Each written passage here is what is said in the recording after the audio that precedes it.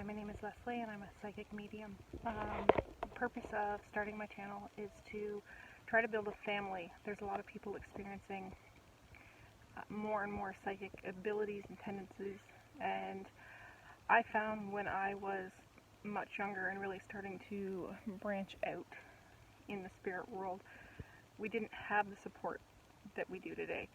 I think I would have been in seventh heaven had somebody had said to me, you could go on YouTube and connect and learn about what other people go through. Many of my clients ask me, how did you know you were a medium, or what did you go through, or all these things. I can't pinpoint an exact moment where I realized, I think from a very young age, I knew this is what I was. And when clients ask, what can I do to learn or develop, I think in my own case I'm unique to myself in this, and I think we all are in our psychic abilities, just like we're all individuals in life. With me, the clairvoyance has always been there. For me, the clairvoyance part of my abilities is often like watching a movie on top of my sight. I tend to just let everything slide away and tend to focus on that when I'm doing my readings. Or if it's not moving pictures, I hear or I see it like almost like a double exposure. My view of this world and then the spirit world on top of it. And as I branched out into the medium world and really started connecting with clients and trying to do readings on a higher level, my pictures got clearer and clearer. As a child, I would say they were the things that would pop in like an imagination. I think clairvoyance in a lot of ways is very much relying heavily on your imagination, but learning to trust what you see as opposed to saying that's your imagination. I know when I was a little child, that kind of daydreaming was a part of my day I looked forward to, maybe falling to sleep. It was probably a part of my life that was building for me to be able to build my clairvoyance, because I would picture places and go off onto kind of that dream place before I went to sleep. I think that's where I initially connected with my spirit guides. I was seeing a lot of different entities then.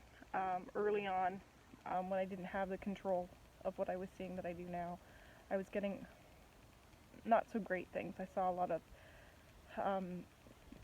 death, a lot of things that I couldn't place, and I attribute that to spirit just wanting to come through, and me not having anybody to connect with, and those memories take me back probably 3-4 years old.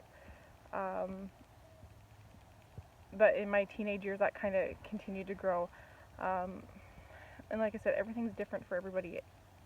And what worked for me is not necessarily going to work for the next person, but I think if we all kind of group together and say this is what I was experiencing, or this is how I quieted my mind to